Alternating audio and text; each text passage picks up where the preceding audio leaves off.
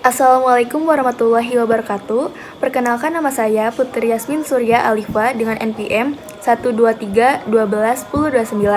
Di sini saya akan mempresentasikan hasil laporan analisis strategi e-bisnis penanganan krisis etika dan transformasi bisnis platform bantu tugas dengan studi kasus jasa joki skripsi online. Latar belakang masalah, platform bantu tugas awalnya dibuat untuk membantu pembelajaran mahasiswa, namun berkembang menjadi penyedia layanan joki skripsi, tugas, dan ujian yang ilegal. Hal ini dipicu oleh tekanan akademik, tingginya permintaan kelulusan cepat, kurangnya pengawasan konten, dan orientasi keuntungan jangka pendek, sehingga menimbulkan risiko reputasi, sanksi akademik, dan potensi pelanggaran hukum. Lalu ada analisis teoritis dan kerangka kerja. Pertama ada perspektif etika bisnis. Layanan joki melanggar prinsip utama, yaitu pertama kejujuran akademik, kedua tanggung jawab sosial, ketiga fair competition, dan yang terakhir ada hak institusi pendidikan. Permintaan pasar tidak dapat membenarkan praktik yang merusak nilai moral dan profesional. Berikutnya ada analisis forensik digital, modus operandi joki. Modus layanan ilegal meliputi pertama, gig dengan kata kunci terselubung seperti bantu cepat lulus dan skripsi full jadi. Kedua, ada transaksi berbasis DM tanpa jejak resmi. Dan yang ketiga, penawaran garansi kelulusan dan anti plagiarisme. Yang terakhir, ada penyelesaian tugas penuh tanpa proses pembelajaran. Selanjutnya, content moderation system keyword filtering dengan tujuan mendeteksi dan memblokir konten joki serta kecurangan akademik. Ada beberapa kata kunci risiko tinggi, yaitu joki skripsi, joki ujian, buatkan skripsi, jawaban ujian, garansi lulus, skripsi cepat jadi, dan masih banyak lagi. Lalu ada cara kerja secara ringkas. Jadi jika deskripsi layanan mengandung kata kunci terlarang, maka akan otomatis diblokir. Dengan sistem pendukung, pertama ada AI semantic detection, yang kedua ada human moderation, dan yang ketiga ada auto warning dan auto ban, yang terakhir ada audit trial transparansi. Selanjutnya, pivot strategi transformasi ke mentoring legal. Pertama ada strategi baru dengan jargon bantu belajar. Dari mengerjakan tugas mahasiswa ke membimbing mahasiswa menyelesaikan tugas sendiri. Kedua ada mentoring legal versus joki. Mentoring itu mengajarkan konsep, review draft, melatih skill. Sedangkan joki menggantikan mahasiswa memberi jawaban langsung. Yang terakhir ada saran fitur produk baru, yaitu live tutoring, review feedback draft, plagiarisme education tools, progress tracking, honor code agreement, dan yang terakhir session recording.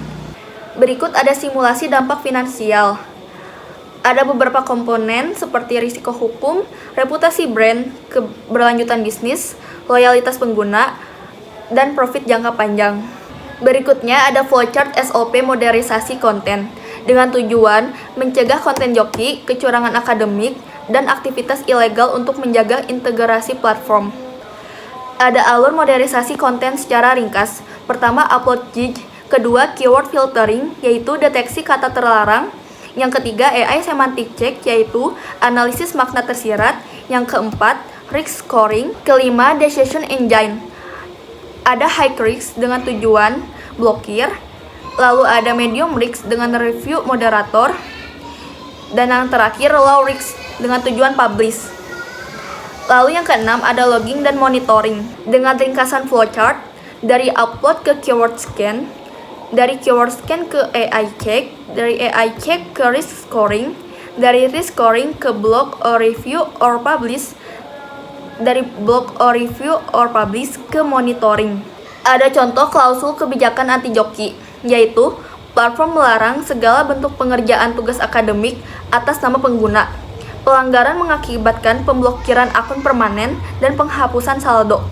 Dengan kesimpulan, model bisnis berbasis jasa joki merusak integritas pendidikan, menimbulkan risiko hukum, serta mengancam reputasi dan keberlanjutan bisnis, meskipun menguntungkan dalam jangka pendek. Platform edukasi memiliki tanggung jawab etis untuk menjaga kejujuran akademik dan mendukung pembelajaran yang sah. Transformasi ke layanan mentoring dan tutoring legal merupakan solusi paling etis, strategis, dan berkelanjutan, sekaligus membuka peluang pertumbuhan bisnis jangka panjang.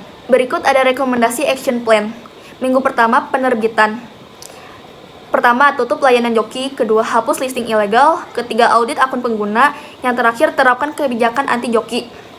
Dengan minggu kedua, penguatan sistem. Pertama, terapkan AI content moderation. Kedua, susun SOP moderasi. Dan yang ketiga, rebranding ke mentoring legal. Dan yang terakhir, di minggu keempat, transformasi. Pertama, luncurkan layanan mentoring dan tutoring legal. Kedua, kampanye integritas akademik. Dan yang terakhir, kerjasama dengan mentor dan institusi pendidikan. Dengan tujuan akhir, menghentikan praktik ilegal, memperkuat sistem, dan membangun bisnis edukasi yang etis dan berkelanjutan. Lalu ada beberapa daftar pustaka yang saya gunakan sebagai referensi. Lalu ada link presentasi YouTube yang akan saya cantumkan. Dan sekian presentasi dari saya, kurang lebihnya mohon maaf. Wassalamualaikum warahmatullahi wabarakatuh.